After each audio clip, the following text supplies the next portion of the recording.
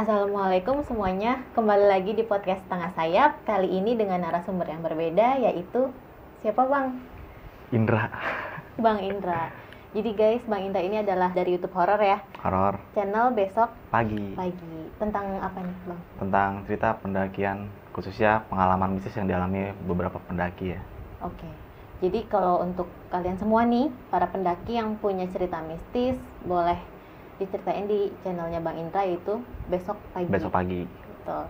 Nah, Bang Indra, karena ini melenceng jauh dari horor. Iya nih. Yang mungkin bisa jadi lebih horor nih, karena ini menyangkut kisah cinta. Wah iya kacau nih.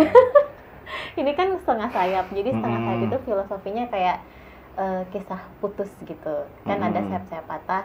Nah, yang di gue namain sengaja setengah sayap. Jadi lu punya cerita setengah sayap apa nih Bang Indra? Setengah sayap nih cerita pengalaman percintaan ya. Iya. Aduh, Yang mungkin gak bikin lu jauh-jauh lupa. dalam dunia pendakian gunung gua kali ya. Boleh. Boleh. Ini langsung gua angkat ceritanya nih kayak gini. Udah beban duluan mau nyeritain? Jadi gua ceritain dari awalnya apa gimana nih? Bebas. Oke, thank you banget nih Kamilda Sama. mau mendengarkan cerita setengah sayap gua. Khususnya cerita percintaan gue saat pendakian gunung mungkin ya kayak. Nah waktu itu gue memang punya mantan gue lah ya, yang dulu sering gue ajak naik gunung. Itu waktu zaman kuliah lah, kurang lebihnya semester 2 ya. Gue menjalani kisah itu hampir kurang setahun lah ya kan. Itu sering banget gue ajak naik gunung.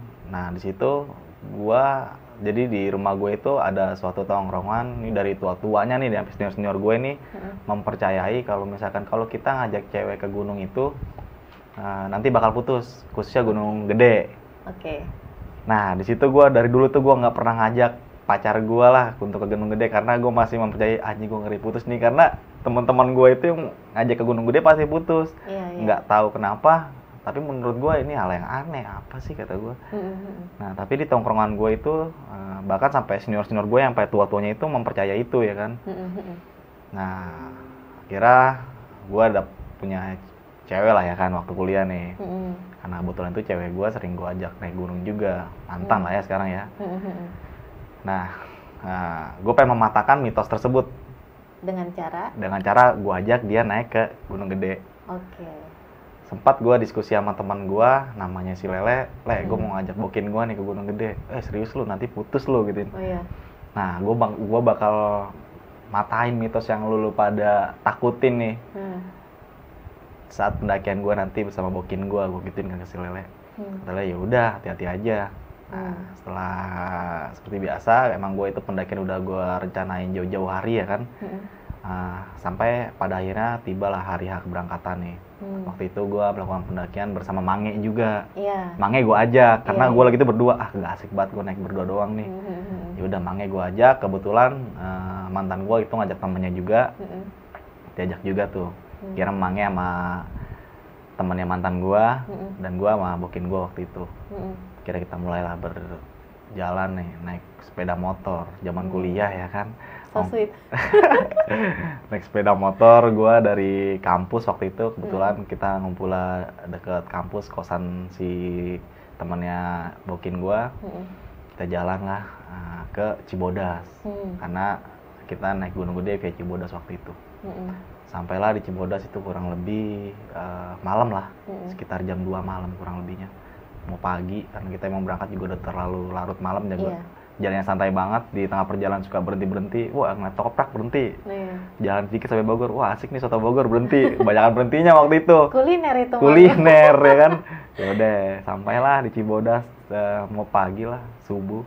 Kita istirahat sejenak sampai pada akhirnya istirahat yang tadi kita itu lupa waktu. Tibalah siang nih, niatnya mau mendakinya pagi, akhirnya siang. Naiklah siang, nggak ada masalah apa-apa, nggak ada hal mistis apapun lah yang gue alami pada saat itu. Kita have fun, dan gue kayak melupakan sejenak mitos yang menghantui gue ya kan. Ya udah berjalan pendakian, nggak ada apa-apa lah, kita senang-senang di sana. Sampai pada akhirnya keesokan harinya lah ya, keesokan harinya gue turun Turun waktu itu emang hujan deras, sore hari, sampailah di salah satu base camp kawan gua. Di situ gua sempat rehat sejenak. Nah, di sini kita mulai diskusi nih. Nah, kebetulan si Mange nanya sama gua gitu, lu nggak takut emang yang mitos itu. anak-anak itu? Nggak, gua nggak takut gitu. Emang bakal terjadi apa? Ya kan kita nggak tahu, kata si Mange kan. Kata gua kan kita nggak tahu. Ya udah, kita ngobrol-ngobrol ya santai lah, kayak piknik gimana sih ya kan, have fun, ketawa-tawa, bercanda-canda. Kita kira istirahat sejenak semalaman di base camp kawan gua. Keesokan paginya mulailah jalan pulang nih. Di perjalanan pulang ini nih, di sini gue udah mulai mengalami kendala-kendala yang udah nggak enak hati. Nah, pertama kok ada perubahan sikap yang secara mendadak, yang gue rasain pada saat itu. Kok nih anak tiba-tiba berubah sikapnya ya? Apa yang berubah? Jadi emang gue tuh dari dulu nggak pernah ngecek handphone bokin gue ya. Iya. Kak, jadi ya, masalah menurut gue itu adalah privasi lo. Gue nggak pernah ngecek segala macam apapun lah tentang urusan internal lo, terutama handphone nih, WhatsApp. Lo asas kepercayaan aja ya? Iya, gue orangnya terlalu gampang percaya sama orang sih ya. Nah, setelah itu kok nih dia nengokin handphone mulu. Kita terkendala komunikasi selama perjalanan pulang kan. Udah gitu kok banyak diemnya, tiba-tiba senyum-senyum sendiri. Nah, kebetulan pada saat itu emang jalur puncak one way. Nah, lu tahu sendiri lah kalau jalur puncak one way kayak gimana macetnya. Iya benar. Nah, itu gue nyalip. Kebetulan pada saat itu gue mau Mange tuh udah ketinggalan jauh. Jadi Mange udah ninggalin gue nih. Ya udah gue jalan turun ke bawah itu mau menuju pulang ya sendiri-sendiri, satu motor. Gue posisinya waktu itu paling belakang, Mange duluan udah ninggalin gue. Nah, di tengah perjalanan dari perubahan sikap dia yang udah berbeda, di sini gue ada kayak apa ya? Gue sebut aja bencana lah. Gue ketilang salah satu petugas. Iya. Ketilang di situ. Nah, kira gue ya udah mengikuti instruksi dari petugas itu, surat-surat, tolong tunjukin. Oke, surat-surat. Gue udah pede banget tuh waktu itu kan. Gue kira wah gue lengkap, tenang aja nih. Surat-surat STNK gue kasih, SIM gue kasih. Nah, di sini gue kecolongan. Ternyata SIM gue itu udah mati lewat sehari. Nah, gue nggak ngecek. Aduh, teledor banget gue pada saat itu. Sayang banget. Nah, memang ini gue nggak tahu ya, petugas itu kayak mencari masalah. Iya, nggak ngerti lah. Mungkin lu udah paham semua itulah. Gue bukan maksud untuk menjelekan ya, karena ini memang kesalahan gue juga. Iya. Ya udah, akhirnya gue ngikutin apa yang diarahin sama petugas itulah. Di sini gue sempat panik karena memang ada masalah yang harus gue kelarin sama petugas itu. Gue stay di pos petugas itu. Di sini gue kayak kehabisan budget, Kak. Duit gue waktu itu tinggal 50.000. Iya, sedangkan lu ketilang. Iya, sedangkan gue ketilang ya kan. Gue harus ngurus ke sana sini ya kan, pasti butuh biaya juga. Nah, di situ gue benar-benar udah nggak habisan budget lah. Nah, mantan gue juga kehabisan budget, jadi tuh gocap gue emang buat berdua nih, 20.000 buat bensin, 30.000 buat makan. Niatnya begitu pas turun. Tapi sial lah karena itu. Ya udah, gue di situ udah mulai bingung, sedangkan sikap dari itu masih kayak aneh lah, masih diem. Gue ajak kayak gue masih orang kalau ketilang itu pasti panik. Iya. Wah, sama yang gue rasain pada saat itu. Gue panik, apalagi gue dalam kondisi yang nggak punya budget ya kan. Ya mau gak mau gue harus nelpon orang rumah nih. Orang rumah lagi tuh gue telepon bokap gue. Bokap gue kebetulan waktu gue telepon nggak aktif nomornya. Wah, gimana dong nih, motor gue pengen diangkut. Terus gue pulang ke rumah pakai apa? Duit gocap nggak cukup nih berdua. Pasti. Ya udah, kira si bokin gue suruh tunggu di pos nih, Kak. Iya. Lu tunggu sini. Gue nyari jalan keluar dulu. Gue telepon teman gue nih, Nardi. Gue telepon di Blay, gue telepon sampai berkali-kali tuh, ada kali hampir 50 kali gue telepon. Nggak bangun-bangun tuh anak. Gue teleponin terus, sampai pada akhirnya diangkat sama dia. Diangkat sama dia, terus dia bilang, "Ngapa Blay, gue baru bangun tidur. Gue penting banget nih. Lu udah turun?" "Udah, gue baru turun gunung. Gue ada masalah nih." "Masalah apa?" "Adalah crash di jalan gue sama petugas."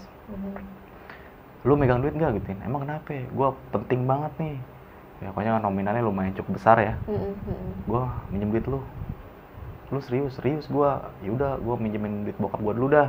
Betul dia nggak punya duit jadi minjem duit bokapnya, ya udah nanti lu bilang bokap gue. Jadi emang narik di rumah gue kan tetanggaan nih. Lu bilang bokap gue nanti diganti, pokoknya gue nih lagi ada masalah dah. Udah tuh akhirnya dikirimin, ditransfer. Nah karena memang waktunya nih lumayan cukup lama gue tinggalin si bokin gue nih di pos ini, karena gue kan kayak panik, gue nelpon sana sini mencari bantuan ya kan. Ya udah akhirnya gue dapat bantuan dari Sinardi, gue tarik uang dari ATM, gue ke pos itu. Nah di pos ini gue tiba-tiba langsung dilabrak sama beberapa polisi yang ada, petugas yang ada di situ. Gue ingat banget kata-katanya begini nih, mas kok beraninya ngajak pacar orang. Wah di situ gue langsung kaget. Gimana? Iya. Ntar gue lagi mencerna nih, terus. Gue langsung kaget di situ. Loh, pacar orang. Gue masih diem tuh. Terus gue langsung tanya begini kan, gue lumayan cukup lama lah, beberapa menit gue diem. Karena gue kaget lah, pacar orang, maksudnya pacar gue gitu. Gue ngiranya begitu kan, makanya gue diem. Terus gue tanya, maksudnya apa ya pak? Gue gituin. Langsung gue diem, mas ini jangan berani-beraninya ngajak pacar orang. Pacar orang maksudnya pacar siapa pak? Mas tahu perempuan ini? Ya tahu lah, orang dia pacar saya. Pacar mas ini tuh pacar orangnya ini salah satu petugas juga. Jadi pada saat itu momennya dia itu kontek-kontekan sama mantannya lah. Mantannya ini petugas juga. Nah petugas ini ngobrol ke si petugas yang di pos itu. Kong kali kong saat menjelaskan kalau dia itu pacar saya gini. Dan gua suruh ditahan di pos di situ. Si mas ini menjelaskan kalau mas ini udah membawa pacar orang tapi tidak bertanggung jawab, gue digituin lah. Wah di situ gue udah diem aja. Gue udah pengen kesel gimana, gue udah capek, gue udah jalan keluar warawiri sana sini, pokoknya gue udah malas dah ngapa-ngapain lah. Paham. Gue udah bodo amat, lu mau ngomong sama gue apapun itu, gue udah bodo amat lah. Yang penting ini motor gue kelarin dulu ya kan. Ya udah dia ngoceh-ngoceh gue segala macam sampai gue pada akhirnya dia ngomong gini, mas ini hati-hati ya mas ya gitu. Mas ini bisa saya tahan di sini, biarin perempuan ini nanti dijemput sama pacarnya. Ya udah gue di mana aja situ, gue nggak ngobrol tuh sama si mantan gue. Di sini gue posisi benar-benar udah kalut lah. Setelah gue kasih uang ke beliau karena memang gue harus bayar pajak ya. Bayar pajak ya, inilah bayar sanksi ya, Nah udah kelar. Setelah itu gue pengen cabut nih. Nah, gue langsung pikiran gue begini, kak, gue udah ngajak lu keluar rumah, gue jemput lu ke rumah, gue harus balikin lu ke rumah lu juga. Bener. Dengan sama gua yang jemput ya kan. Setuju. Entah itu lu nanti di rumah mau apapun itu, kita masalah di jalan kayak apa, tuh nantilah setelah lu pulang ke rumah udah kelar, gue gituin kan. Ya udah gue jelasin ke dia, lu berangkat sama gua, pulang harus sama gua. Mau apapun yang terjadi, entah ini keburukan yang lu alamin ke gua atau segala apapun itu, nanti aja setelah di rumah. Nah selama perjalanan gua nggak ada omong-omongan tuh. Nggak ada omongan sama kali, gue juga nggak mau ngebahas, gue diem-dieman aja udah. Gue diem-dieman. Nah di sini ada telepon dia bunyi tuh. Terus yang nelfon itu mantannya. Mantannya pengen ngobrol sama gue. Yang petugas tadi juga. Iya, mau ngobrol sama gue. Ibaratnya pengen ngelabrak gue dengan nada keselnya lah ya kan. Gue bilang, mau ngomong apa? Nggak tahu nih, dia marah-marah pengen ngomong sama lu. Gak usah lah gitu. Kalau emang dia mau marah-marah, ketemu aja nanti di rumah, gue gituin kan ya. Ngomongin dulu maunya apa. Lagi juga gue bilangin ini permasalahan kita, hubungan kita, gue rasa sampai sini udah kelar gitu. Lu sama gue di sini jalan tuh ya gue anggap lu sebagai teman aja. Uang gue waktu tinggal 40.000. Pokoknya ceban itu gue beli apa gue lupa, pokoknya tinggal 40.000. Nah di jalan gue beli bensin tinggal 20.000 tuh. Gue sebenarnya agak goblok mungkin ya dulu gue ya. Duit tinggal 20.000, terus dia lagi komunikasi sama mantannya. Terus sepanjang perjalanan dia komunikasi kak, ngobrol sama mantannya, Evan ketawa-tawa. Sama petugas itu, dan itu menurut gue tuh gue anjir, selama ini ternyata gue diduain nih. Ya udahlah, gue diem aja di situ. Nah, setelah lagi komunikasi, tiba-tiba paket datanya dia tuh habis. Dia ngomong paket data gue habis nih.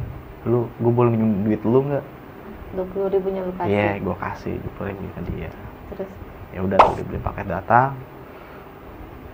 Ya udah, sampailah ke rumah nih, rumahnya dia nih. Gua nggak ada komunikasi apapun itu. Gua rasa hubungan gua sama dia udah kelar. Dan mitos yang dibilangin sama teman gua dan tongkrongan gua dan senior-senior gua mempercayai itu, gua anggap wah ternyata bener juga ya, kata gua. Ya udah, gua anggap itu sebagai pengalaman yang nggak terlupakan dalam hidup gua lah. Terutama pengalaman percintaan gua dan yang bersentuhan sama pendakian gunung nih. Mungkin itu aja sih, Kak. Lebih horor mana jadinya? Wah, gua rasa lebih horor ditinggal diselingkuhin ya daripada ketemu setan. Iya bener. Tuh sakit cuy. Karena sama sih gue juga, karena menurut gue tuh manusia kayak lebih menakutkan gitu. Iya parah. Ya, karena manusia bisa lebih dari setan terus ya. Setannya bisa berkali-kali lipat tuh. Ya begitulah. Dari kejadian itu lu ada nangis nggak? Nggak ada, Kak. Nggak ada? Gue nggak ada nangis. Ada rasa sedih, tapi menurut gue buat apa? Ya gue menganggap ini ya sebagai motivasi buat diri gue untuk jadi lebih baik lagi. Betul. Dan gue membuktikan itu terus tuh, jadi motivasi gue. Sampai sekarang ini. Even cewek lain pun nggak pernah keluar air mata karena cewek gitu? Belum, kecuali buat orang tua gue. Orang tua gue pasti netesin buat air mata. Pasti. Dari pengalaman putus lu itu apa yang bisa lu petik? Yang gue petik ini adalah sebenarnya lu nggak usah mempercayai mitos, nggak menurut gue. Iya. Sebenarnya keterbukaan antara hubungan itu perlu banget ya. Benar. Apalagi lu kalau orang yang gampang percaya sama pasangan lu, menurut gue ya boleh-boleh aja percaya, tapi alangkah baiknya antara kedua hubungan itu kita kan berbicara antara dua hati ya kan. Betul. Lebih baiknya saling keterbukaan lah. Misalkan lu udah nggak nyaman, ngomong aja nggak nyaman. Lu nggak suka, ngomong aja nggak suka. Itu lebih baik menurut gua. Daripada harus diem tapi ujung-ujungnya menyakitkan juga, itu lebih lebih kasihan juga. Itu sih menurut gua. Keterbukaan lebih hal yang utama. Bener, setuju. Ada yang mau disampaikan nggak ke mantan lu nih? Takutnya kan dia lihat nih. Mantan gue nih kemarin baru gue hubungin karena memang gue mempunyai pengalaman pendakian yang agak horor ya. Waktu di Selamat, waktu itu gue ajak dia. Nah kebetulan dia tuh orangnya agak pekan sama hal-hal gaib lah. Gue pengen ngumpulin sebagai bahan tulisan gue nih. Nah kemarin di kontak tuh sama si Nardi, gue bilang gue udah males hubungin dia. Nardi gue suruh hubungin dia, lu hubungin dia Nar gitu. Lu tanya tuh, gue lupa di Selamat itu waktu itu ngalamin kejadian apa aja. Dia sempat cerita sama gue ngeliatin ini. Dulu gue cuek banget sama mistis gitu. Bodo amat dulu ngeliat apa juga, yang penting gue balik dengan keadaan yang selamat. Bener.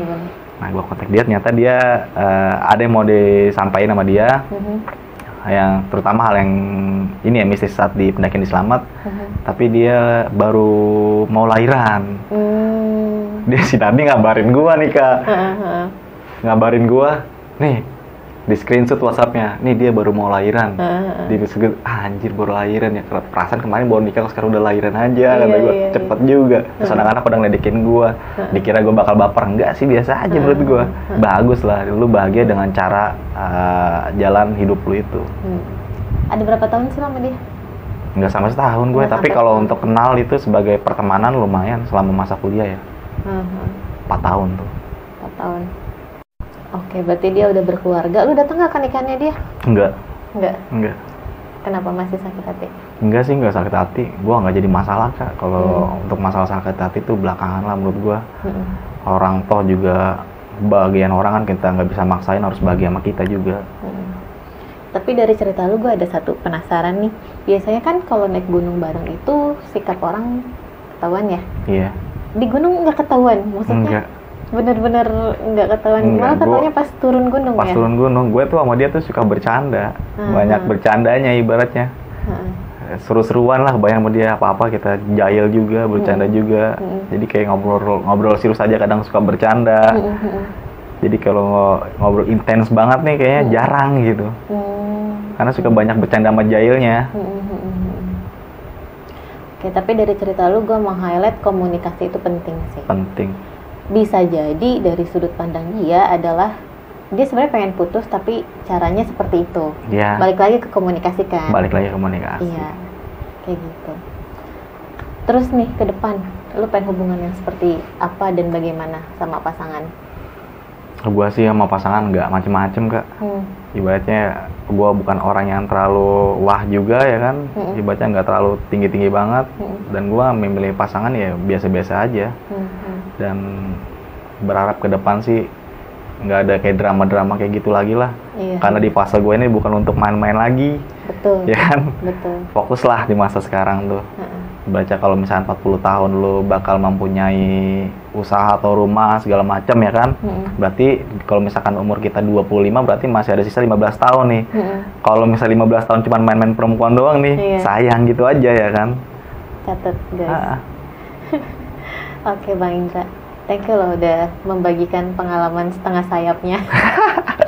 Gue tuh pengennya netizen tuh belajar dari kisah cinta orang gitu untuk kisah cinta mereka masing-masing. Dan ini juga menurut gue pengen ini jadi suatu wadah kalau misalnya yang lain ada galau atau apa tuh nggak lari kemana-mana, cerita aja gitu. Karena dengan cara kita bercerita tuh bisa meluapkan apa yang kita pendam selama ini ya kan. Jadi lepas gitu ya. Asik. Betul, plong banget. Oke, sekali lagi terima kasih. Ini BTW thank you loh ya, gue udah thank you banget Kak. Pinjem ruangan. Santai. Terima kasih banget, sukses terus buat channel Besok Pagi. Buat lu juga, semoga kedepannya lu dapet pasangan yang satu server sama lu yang benar bisa saling support. Amin ya. Thank you. Terima kasih semuanya. Sampai jumpa di video podcast Setengah Sayap selanjutnya. Tentunya dengan narasumber yang berbeda. Gue Milda. Gue Indra. Assalamualaikum warahmatullahi wabarakatuh. Waalaikumsalam warahmatullahi wabarakatuh.